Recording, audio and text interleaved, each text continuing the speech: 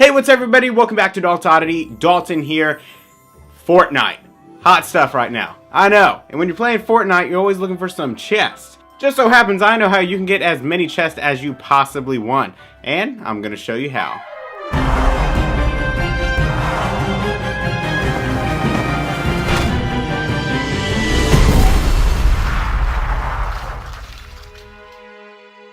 The chest I'm going to show you how to make today was made completely out of L200 foam. First thing we need to do is make a pattern. So to start, I first drew the pieces out that I was going to need on some brown paper. First thing I'm going to start with is a rectangle for the base. I make this rectangle 7.5 inches by 11.5 inches. Then it was time to draw out the side sections for the bottom half of the chest. The side needs to be sort of like an hourglass figure because as you can see, the bottom half of it goes in just a little bit. This piece is going to be about 6.5 inches tall, 6.5 inches wide at its largest point. Now for the base and sides, I need these to be a little bit thicker than the rest of the boards. So I go ahead and I trace them on to some 1/4 inch L200 foam. This stuff is very similar to the EVA foam that you can find at your hardware store or craft store. It's just a little bit softer. Either one will work just fine. If you're interested in buying some L200 because you can get it in some much larger sheets, I will leave a link in the description below to where I bought mine. So once I cut it out of this 1/4 inch piece, I go ahead and use some contact cement and put it on one side of it, and some contact cement on a 1/2 inch piece of the L200 foam, and stick them together like so.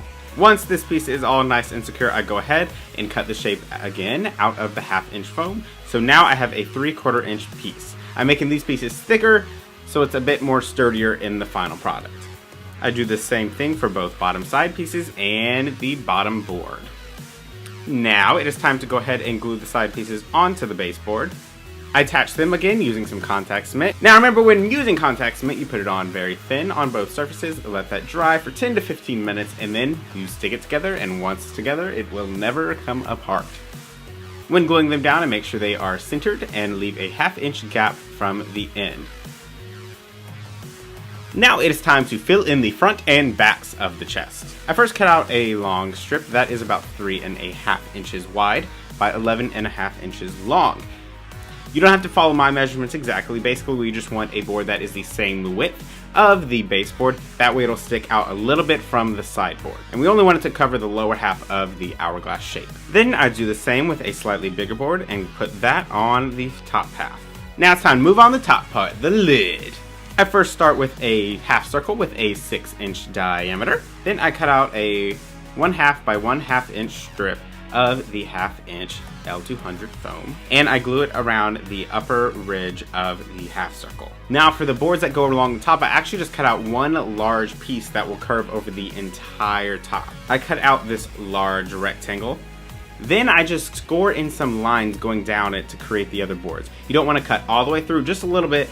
This will help it curve over the half circles as well as separate them into their own individual boards. Again, I go ahead and glue this on using some contact cement, leaving that 1/2 inch gap from the edge. Now that all the wooden pieces are complete, it is time to carve the wooden texture into them.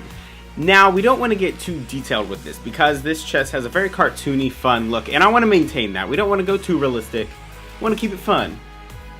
I like it like that.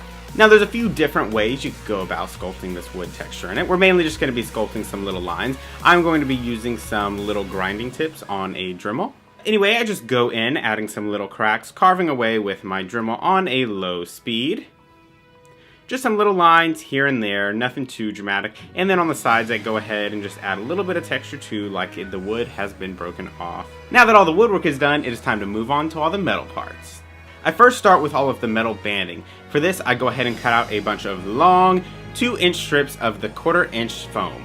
I then go ahead and glue some, wrapping all the way from the base around the lid to the base on the back.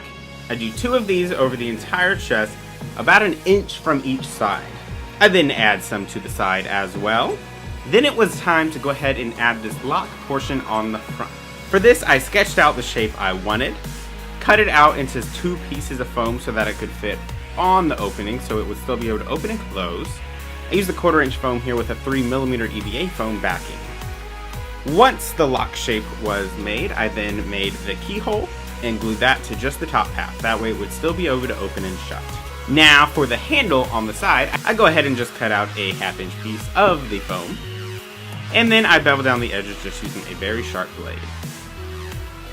Then to secure it to the top portion of the chest, I simply use some of that 3mm EVA foam wrapped around it using some contact cement, and then use that same contact cement to glue the whole thing to the metal banding. Now for all of these big bolts that we got everywhere, it is very simple.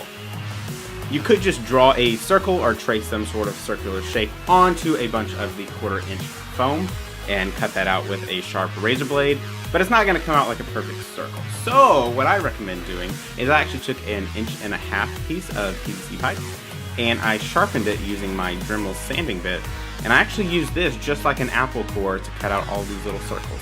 It was super easy. You just sharpen it down on the inside, push it down and twist, and it'll cut them out super quick and easy. If you're making a smaller version of this chest, you could, of course, just use an actual apple core. It'll work just fine. To get the line going through them, I actually brought out my wood burning tool and just carved it out like so. The hinge is actually just a square piece that I put on the back, and I only glued it to the lid, not the base. Alright, and now it is time to seal up all of this foam. I want to make everything just a little bit sturdier and a little bit smoother. Since this is a cartoony sort of vibe, everything's very smooth, not a whole lot of texture. So I'm going to be using my good friend Plasti Dip. I go ahead with some black Plasti Dip and put about 2 good coats over the entire thing. Once everything's Plasti Dipped all nice, I first paint all of the wood. Now to start, I give it a sort of yellowy brown look. I mix this up using just some plain old acrylic paints and give it a good few layers. I think I did about 3 layers actually. Once that dried very nicely, I go ahead in and start adding a little bit of detail. I first go in with a dark brown and fill in all of the cracks, leaving some of them a little bit lighter and a little bit darker. I then go ahead and add in a few of my own lines.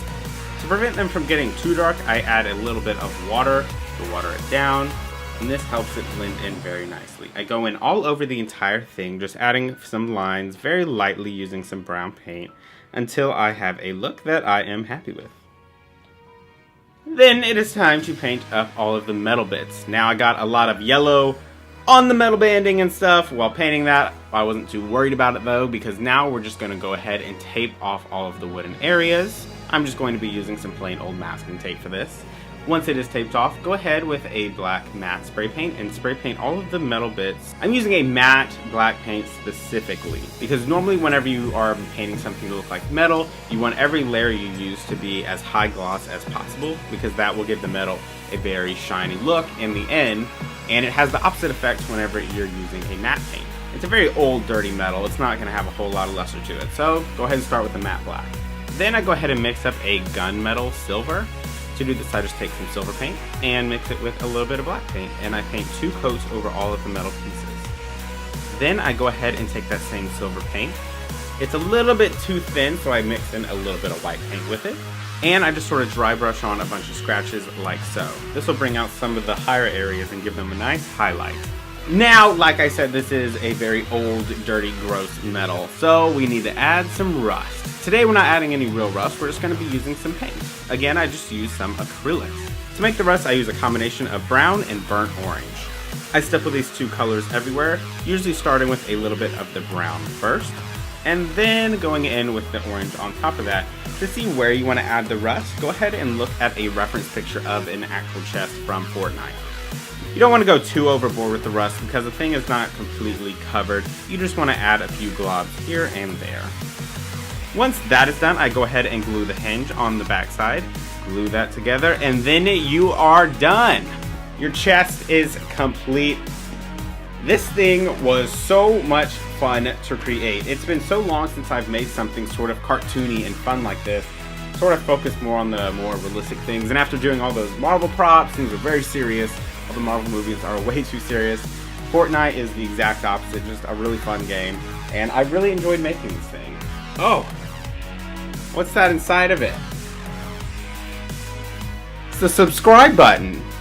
That's right, guys, if you've not already but you like this video, make sure you click the subscribe button down below and subscribe. We make lots of cool things just like this. And make sure you go back and watch all the past videos. They're really awesome. And if you like this prop specifically, make sure you let me know in the comments down below and give it a huge thumbs up. If you got any ideas for some future projects, let me know that too. I want to know. I want to make what you want me to make. I'll make it. Just tell me. Alright guys, that's it for today's video. See you later. Bye.